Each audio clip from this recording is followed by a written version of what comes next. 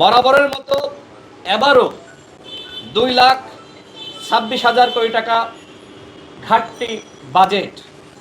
রাজনৈতিক অস্থিরতা, নির্বাচন নিয়ে টানাপোড়েন, দলগুলোর সাথে সরকারের দূরত্বের কারণে লক্ষ্যমাত্রা পূরণ করা আরও বেশি কঠিন হয়ে দাঁড়াবে। পরবর্তীকালীন সরকারের মেয়াদে আসন্ন 2025-26 অর্থবছরে যে বাজেট এই সরকার ঘোষণা করেছে, সেই বাজেটের মধ্যে আওয়ামী সরকারের যে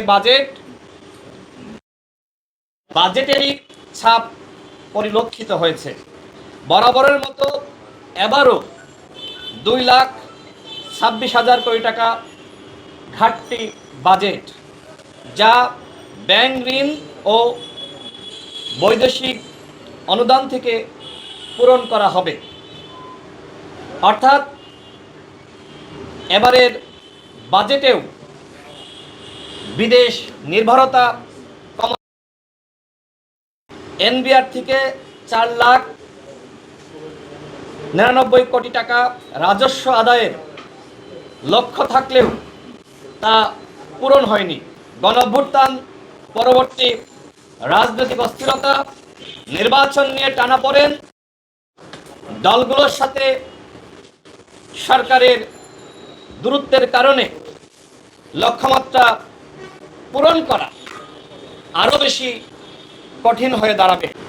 বিদেশি ঋণের বোঝা বাড়ার সম্ভাবনা থেকেই সুদ ব্যয়ে বেশি বরাদ্দ রাখা হয়েছে।